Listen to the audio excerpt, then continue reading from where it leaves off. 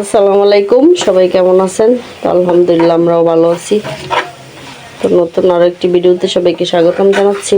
তো সকাল সকালে যে দেখেন নুডলস বানিয়ে নিলাম মা ছেলের জন্য।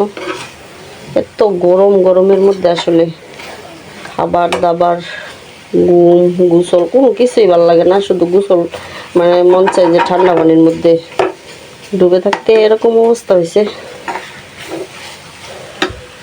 তো নাস্তা রেডি।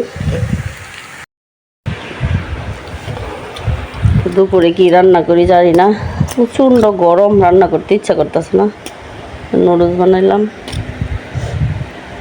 নুডলস খাই। মা ছেলে আমি যে পড়তেছে বিছনার মধ্যে, ঠিক করে খাও।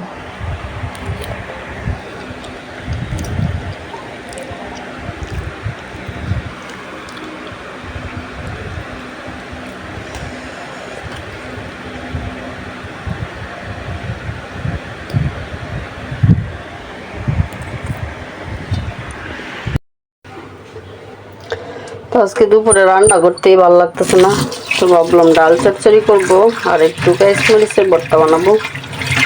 আর আমির জন্য দেখা গেছে গরুর মাংসের তরকারি আছে, এটা দিয়ে হয়ে যাবে। একটু গরমের মধ্যে খাওয়া দাওয়া ভালো লাগে না। এই যে এখানে কাঁচমরিচ কেটে রাখছি ডাল চচ্চড়ির জন্য। অন্য আর কোনো মশলা দিব না, শুধু পেঁয়াজ কাঁচামরিচ আর রসুন আর লবণ, আর কোনো মশলা দেওয়া হবে না। এমনিতেই করবো, এমনিতেই ভালো লাগে।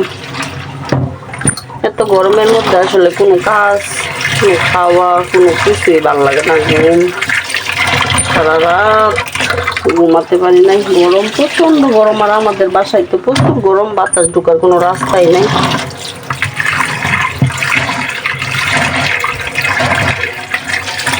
ডালটা ধুয়ে পরিষ্কার করে নিই, তারপর চচ্চড়িটা বসাই দিব হাতে মাখিয়ে। অস্থির লাগতেছে গরমে।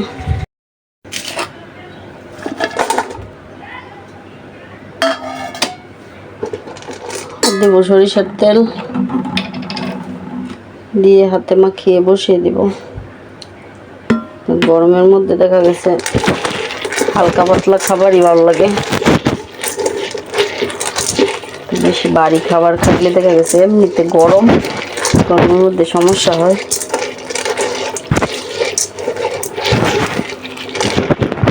হাতে মাখিয়ে লবণ দিই না এখন, লবণ শেষের দিকে দিব, কারণ লবণ এখন দিলে দেখা গেছে ডালটা ফুটতে চায় না। আমার ডালটা এমনিতেই, আর একটু পানি লাগবে।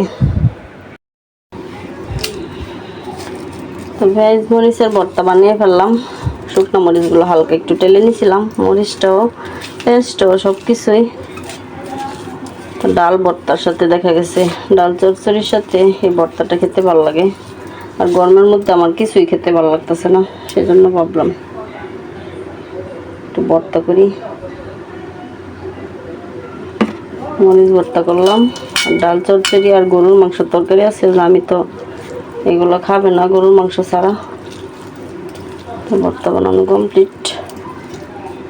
এদিক দিয়ে ডাল চচ্চড়িও হয়ে গেছে প্রায়, দেখাই আপনাদের।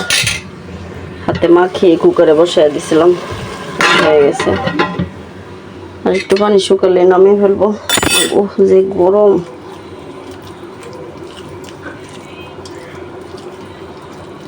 মরিচের ভর্তা হয়ে গেছে। কোনো কাজ করতে ইচ্ছা করতেছে না আজকে, কেমন যেন একটা অস্থির ভাব লাগতেছে। এই গরম জানি আর কতদিন থাকে, গরমে মানুষ অসুস্থ হয়ে পড়তেছে। চারিদিকে দেখা গেছে মানে হাসপাতালে এত ভিড়, গরমে শিশু থেকে শুরু করে বৃদ্ধ যুবক সবাই অসুস্থ। গরমে অনেক ধরনের রোগ হচ্ছে, কিছুই করার নাই। ইস, এত গরম পড়ছে, এবার বছর নাকি আরো অনেক গরম হবে, জানি না। গরমের মধ্যে আসলে কিছুই ভালো লাগে না, শীতের দিনই ভালো বেশি। আর দেখেন গতকালকের যে পানি পাত্র হয়ে গেছে কতগুলো। তা এক পট চাল শুধু রান্না করব, খাওয়া হয় না বেশি গরমের মধ্যে। রান্না করলেও তার ঘরটা গুছিয়ে তারপর দেখা গেছে গোসল করে ফেলবো। মরিচ ভর্তা দিয়া যে পান্তা ভাত খেতেছি, সাথে ডাল আছে, ভর্তা আর গরুর মাংস, গরম ভাত আছে এখানে।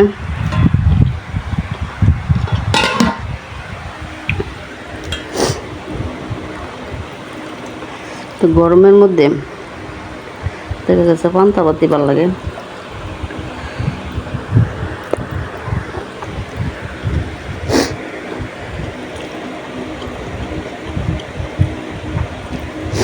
আর ঠান্ডা লাগতেছে।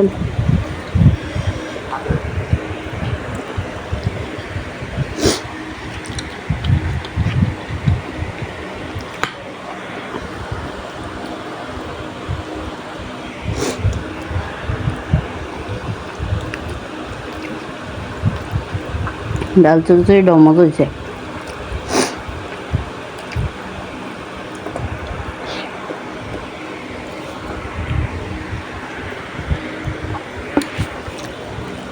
কিছুদিন ধরে প্রচুর গরম, মধ্যে দেখা যাচ্ছে কারেন্ট বেশিরভাগ সময় থাকেই না, গরমে অতিষ্ঠ। খাওয়া দাওয়া রান্না বান্না কাজ টাজ কিছুই ভালো লাগে না।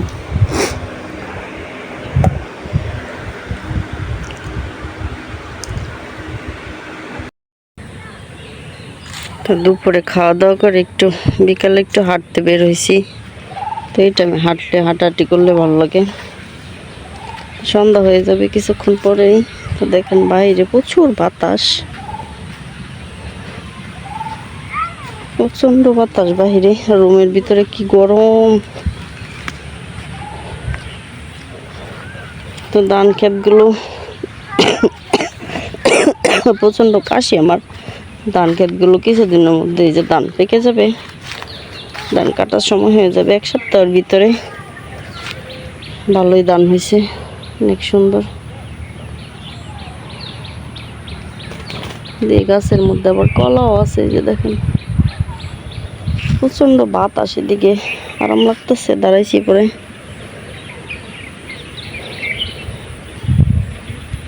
ভালো ধান হয়েছে দেখেন।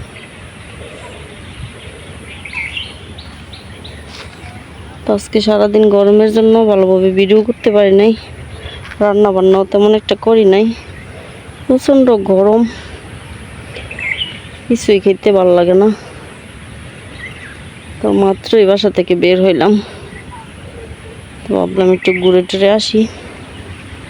দেখেন সূর্য মানে ডুববে এরকম অবস্থা, কিছুক্ষণের মধ্যেই ডুবে যাবে। তারপরে এই সময়টা খুবই ভালো লাগে বাইরে ঘুরতে, বিকালবেলাটা। চারিদিক একদম নিস্তব্ধ নীরব একটা পরিবেশ, আমার কাছে এরকমই ভালো লাগে। আসলে গরমের মধ্যে তেমন কিছু ভালো লাগে না, রুমের ভিতর প্রচুর গরম। তো আজকের মতো এই পর্যন্ত, এই ভিডিওটা শেষ করে দিই। সবাই ভালো থাকবেন, আমাদের জন্য দোয়া করবেন। আল্লাহ হাফেজ।